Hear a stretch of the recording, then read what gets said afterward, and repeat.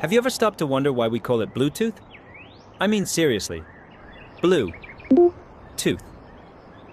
It sounds more like a chewing gum flavor or a cartoon dragon than a cutting-edge technology, but the real story behind the name is even stranger than it sounds. Let's go back to the late 1990s. Tech companies were in a race to develop wireless communication. Intel, Nokia, Ericsson, they all had their own systems. The problem? None of them could talk to each other. It was a mess. So, a group of engineers came together to fix this. Their mission, create a universal wireless standard so devices could finally communicate across brands. A kind of technological peace treaty. But then came the big question. What do we call it? Enter Jim Kardash, one of the engineers working on the project. Jim just happened to be a massive history nerd. Around that time, he was reading a book about a Viking king from the 10th century, Harald Gormson. Now, Harald was famous for uniting warring tribes across Denmark and Norway. He was a peacemaker, a unifier, and his nickname, Bluetooth.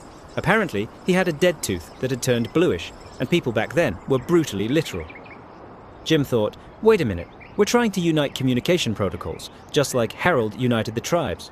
So he suggested the codename Bluetooth. At first, everyone assumed it would be temporary, just something to use until they came up with a cooler, more professional name. But that moment never came. The name stuck. And today, every time you pair your phone to a speaker, you're actually honoring a Viking king with a weird tooth. And the logo? Those little angular shapes? It's not random. It's a combination of two Nordic runes, H and B, for Harald Bluetooth. But here's where things get fun. What if things had gone differently?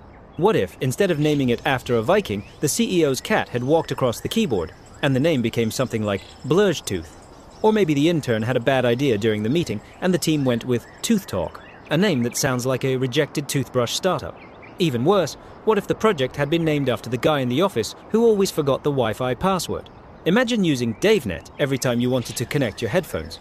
Names matter more than we realize. Behind every word we take for granted, there's a weird little moment of inspiration, luck, or randomness.